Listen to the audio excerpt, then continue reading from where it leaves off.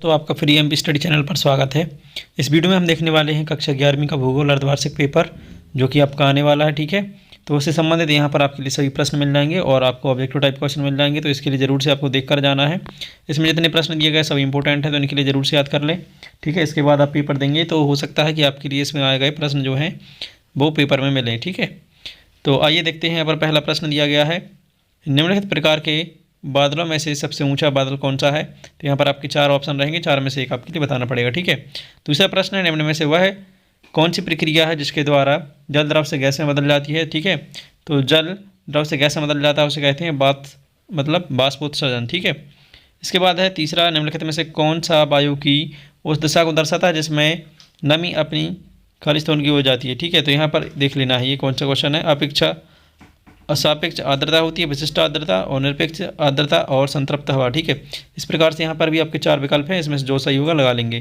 फिर अगला क्वेश्चन है, भूपरपट्टी करोड़ के मध्य कौन सी परत स्थित है। तो भूपरपट्टी और करोड़ के मध्य कौन सी परत स्थित है ये बताना है आपके लिए। ठीक है, तो यहाँ पर कौन सी हो जाएगी आपकी मेंटल। ठीक है, तो जो 7 नंबर में लिखा हुआ है वो मेंटल परत आपकी एग्जिस्ट करती है इन दोनों के बीच में, तो इसका ये आंसर हो जाएगा। आगे देखते हैं, यहाँ पर प्रश्न 5 है, पैंथालासा क्या है। तो पैंथालासा बताना क्या है, विशाल सागर है, विशाल महाद्वीप है, द्वीप है या फिर द्रोणी है। फिर इसके बाद प्रश्न 6 है, पृथ्वी की सबसे ऊपरी परत कौन सी होती है। तो हम सभी जानते हैं पूरी परत होती है भूपरपट्टी, जिसे सियाल ही बोलते हैं। तो यहाँ पर 10 नंबर का आपका सही हो जाएगा ऑप्शन। ठीक है, इसके बाद आगे बढ़ते हैं, प्रश्न क्रमांक 2 दिया है, रिक्त स्थानों की पूर्ति कीजिए। तो यहाँ पर है, पेंजिया का उत्तरी भाग खालिस्तान कहलाता है। ठीक है, तो ये बताना क्या कहलाता है पेंजिया का उत्तरी भाग। फिर दूसरा है, अंगारा लैंड व गोंडवाना लैंड के मध्य खालिस्तान सागर स्थित है। तो जो इनके बीच में जो सागर स्थित है वो बताना। ठीक है, यहाँ पर आप इसके उत्तर में देखेंगे। पृथ्वी की संरचना है तो कैसी है ये बताएंगे। ठीक है, पृथ्वी की संरचना खालिस्तान है। फिर इसके बाद है, भूगोल खालिस्तान का वर्णन है। तो हम सभी जानते हैं कि भूगोल जो पृथ्वी की मतलब भौतिक स्थिति है उसका वर्णन है। ठीक है, इसके बाद है प्रश्न क्रमांक 5, भूकंप तीव्रता का खालिस्तान मापक होता है। भूकंप तीव्रता का 400 400 400। जी हाँ, याद कर लीजिए व्हाट्सएप नंबर, क्योंकि अब चाहे आपका मैथ्स का सवाल हो या फिजिक्स केमिस्ट्री बायोलॉजी का, आपके हर डाउट हर क्वेश्चन का मिलेगा तुरंत वीडियो सोल्यूशन, वो भी सीधा आपके व्हाट्सएप पर। बस अपने फोन में डाउटनेट का 8 400 400 400 व्हाट्सएप नंबर सेव कर लीजिए और चैट ओपन कीजिए। फिर जो भी आपका डाउट है उस सवाल की आपको बस फोटो खींचनी है, उसे क्रॉप करना है और 5 सेकंड में आपको उसका वीडियो सोल्यूशन मिल जाएगा। क्लास 6 से 12 IIT JEE NEET CBSE boards और सभी स्टेट बोर्ड्स के बच्चों के लिए। तो देर किस बात की, अभी जाइए और 8 400 400 400 पर अपना सवाल व्हाट्सएप कीजिए और अपने सभी डाउट्स को आउट कीजिए। लिंक डिस्क्रिप्शन में है।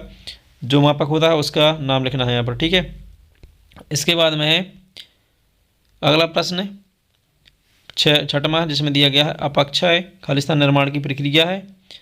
फिर इसके बाद में है यहाँ पर प्रश्न 7, वायु के लंबवत संचलन से होने वाला ताप का स्थानांतरण खालिस्तान होता है। ठीक है, तो यहाँ पर आपके लिए खालिस्तान थे। इसके बाद प्रश्न क्रमांक 3 है, इसमें एक शब्द एक वाक्य में उत्तर पूछे गए हैं। तो यहाँ पर इन सभी प्रश्नों को आप देख पा रहे होंगे, इनके लिए जरूर तैयार कर लें, मतलब इनके लिए याद करके जाएँ। जो प्रश्न हैं इनके उत्तरों को तैयार करें, क्योंकि ये जो है आपकी परीक्षा में आए हुए प्रश्न होते हैं और रिपीटेड होते हैं। हो सकता है कि इस बार भी इसमें से कोई भी प्रश्न आ सकता है। ठीक है, तो इसके हिसाब से यहाँ पर आप अपनी तैयारी बना रखें। तो यहाँ पर पहला प्रश्न देख पा रहे होंगे, भूगोल में कौन सा आधुनिकतम विकास हुआ है। ठीक है, आधुनिकतम विकास हुआ है। फिर इसके बाद दूसरा प्रश्न है, भौतिक भूगोल के 4 मुख्य उपक्षेत्र बताओ। फिर है, प्लेस और निरपेक्ष कहाँ कहाँ मिलते हैं ये बताना है। और ज्वालामुख विस्फोट के 2 प्रकार लिखें। और पृथ्वी की केंद्रीय परत को क्या कहते हैं। तो केंद्रीय परत का यहाँ पर नाम बताना है। ठीक है, फिर 6वां है, अभिनव तारे से क्या अभिप्राय है। और 7वां है, सियाल किन 2 शब्दों के संयोग से बना है। तो यहाँ पर इसके जो है प्रश्नों के उत्तर आपके लिए एक शब्द या एक वाक्य में देने हैं। तो ये आपके हो जाते हैं प्रश्न क्रमांक 3 के प्रश्न। फिर आगे बढ़ते हैं, प्रश्न क्रमांक 4 है, सत्य सत्य पूछे गए हैं इसमें। तो यहाँ पर बताना कि कौन सा आपका जो कथन है सत्य है या असत्य। तो यहाँ पर पहला है, सबसे अधिक सूर्य का उष्ण कटिबंधीय मरुस्थल पर प्राप्त होता है। ये आपका सत्य है असत्य बताना है। दूसरा है, पृथ्वी भू अभाग है। ठीक है, तीसरा दिया है, जल वाष्प का जल के रूप में बदलना संघनन कहलाता है। ठीक है, और फिर पर्वतीय वर्षा क्षेत्रों में पवन विमुख ढाल पर सबसे अधिक वर्षा होती है, इसका बताना है सत्य है असत्य। फिर कुहासा पहाड़ों की तुलना में मैदानों में अधिक पाया जाता है, ये बताना है कि क्या कुहासा पहाड़ों की तुलना में मैदानों में अधिक पाया जाता है। अगर पाया जाता है तो आप सत्य कर देंगे और नहीं पाया जाता तो असत्य लिख देते हैं। प्रश्न 6वां है, कपासी मेघ परतदार होते हैं। तो ये बताना है होते हैं या नहीं। तो यहाँ पर आपके लिए जो सही है उसके सामने सत्य लिख देंगे।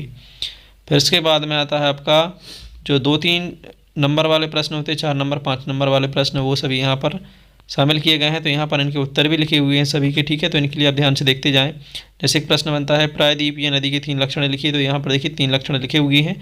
चाहे तो आप स्क्रीनशॉट ले सकते हैं या तो फिर अभी इसके लिए याद कर सकते हैं। अगर आप याद करे बैठे हैं तो इसके लिए एक बार ज़रूर पढ़ लें ताकि रिविजन हो जाए। इसके बाद अगला प्रश्न है बृहत मापनीय मानचित्रों के 2 प्रमुख प्रकारों को लिखें, ठीक है। तो यहाँ पर इनके प्रकार बताने हैं। फिर आगे बढ़ते हैं। यहाँ पर बिग बैंग सिद्धांत का विस्तार से वर्णन पूछा गया है। देखिए यहाँ पर बिग बैंग सिद्धांत है उसका यहाँ पर वर्णन है। तो आप यहाँ पर देख पा रहे होंगे स्क्रीन पर जो है इतना बिग बैंग सिद्धांत का विस्तार से वर्णन किया गया है। तो इसे उत्तर के रूप में याद कर लेंगे। आगे बढ़ते हैं। अगला प्रश्न है अंतर्वेदी आकृतियों से आप क्या समझते हैं? विभिन्न अंतर्वेदी आकृतियों का संक्षेप में वर्णन कीजिए। तो देखिए यहाँ पर जो अंतर्वेदी आकृतियाँ हैं उनका वर्णन किया गया है। तो यहाँ पर देखिए पहली आकृति है, ये दूसरी है, सबके अलग अलग वर्णन किए गए हैं। तो यहाँ पर देखिए उनकी टाइटल भी लिखे हुए हैं। आगे देखते हैं। आपका नेक्स्ट प्रश्न है महाद्वीपीय विस्थापन सिद्धांत के पक्ष में दिए गए प्रमाणों का वर्णन करो, ठीक है। तो यहाँ पर क्या है आपके लिए सिद्धांत के पक्ष में प्रमाणों का वर्णन करना है जो महाद्वीपीय विस्थापन का सिद्धांत है। तो देखिए यहाँ पर एक पॉइंट में दिया गया है, तो यहाँ पर 2 पॉइंट ये दिए, ठीक है, ये 2 पॉइंट हो जाते हैं। इसके आगे यहाँ पर तीसरा, चौथा और 5वां पॉइंट, तो 5 पॉइंटों में इसका जो है वर्णन दिया गया है, वर्णन का सिद्धांत है, ठीक है, मतलब सिद्धांत का वर्णन दिया गया है। तो ये हो जाएगा। इसके बाद अगला प्रश्न है अक्षांश और देशांतर रेखाओं में अंतर बताना है। तो यहाँ पर जो दोनों रेखाएँ होती हैं अक्षांशीय और देशांतरीय, इनके बीच अंतर है। तो यहाँ पर देखिए 4 पॉइंट लिखे हुए अंतर के इनके लिए याद कर लेंगे। फिर आगे बढ़ते हैं। अगला प्रश्न आ जाता है अवसादी सेल का क्या तात्पर्य है और अवसादी सेल के निर्माण की पद्धति बताइए। तो अवसादी सेल क्या होती हैं ये बताना है यहाँ पर, और निर्माण की पद्धति समझानी है, जो कि आपकी देखिए यहाँ पर उत्तर में लिखा हुआ है। जितना आपका अंडरलाइन किया गया है ये इतना इसका उत्तर का पार्ट हो जाता है, ठीक है। तो इसके लिए आप एक बार ज़रूर पढ़ लें ताकि आपको याद रहे, ठीक है। अगला प्रश्न है आर्द्र व शुष्क जलवायु प्रदेशों में प्रवाहित जल की सबसे महत्वपूर्ण भूमिका या भू आकृति का कारक है, ठीक है। तो यहाँ पर बताना है आपके लिए, वो वर्णन करना है। तो यहाँ पर देखिए वर्णन किया गया है, देख लेंगे। ये हो जाता है इसका पूरा उत्तर। फिर इसके बाद आगे बढ़ते हैं। भारत में नदियों को आपस में जोड़ने के सामाजिक आर्थिक लाभ क्या हैं? तो यहाँ पर सामाजिक और आर्थिक लाभ पूछे गए हैं। आपके लिए बताना है कि भारत में नदियों को आपस में जोड़ने पर क्या लाभ होते हैं, ठीक है। तो ये इसका उत्तर हो जाएगा। इसके लिए आप विस्तार से बता देंगे। फिर आगे बढ़ते हैं। मापक की 2 विभिन्न प्रणालियाँ कौन कौन सी हैं उदाहरण से समझाइए। तो यहाँ पर आपकी मापक की 2 विभिन्न प्रणालियाँ बतानी है, जिसमें यहाँ पर एक है आपकी मैट्रिक प्रणाली, दूसरी है आपकी अंग्रेजी प्रणाली। तो दोनों को यहाँ पर आप समझाएंगे। तो देखिए यहाँ पर मैट्रिक प्रणाली लिखी हुई है इतने में, ये हो जाएगा मैट्रिक प्रणाली क्या कहलाती है, ठीक है, ये हो जाएगी। और आगे है आपकी जो अंग्रेजी प्रणाली है, ये अंग्रेजी प्रणाली हो जाएगी। तो यहाँ पर अंग्रेजी प्रणाली को देख पा रहे होंगे आप, इतना ही अंडरग्राउंड जितना किया गया है ये हो जाएगा इसका, ठीक है। तो इस प्रकार से यहाँ पर सही प्रश्नों के साथ साथ आपने उत्तर भी देखे। वीडियो पसंद आती है तो लाइक कर सकते हैं। साथ में चैनल पे नए हो तो चैनल को सब्सक्राइब कर लीजिए। और अगर आप ये PDF डाउनलोड करना चाहते हैं तो चैनल पर ज्वाइन हो सकते हैं, जिसकी लिंक इस वीडियो के डिस्क्रिप्शन में दी गई है। तो वहाँ पर जाकर आप इस PDF को डाउनलोड कर सकते हैं। Thank you.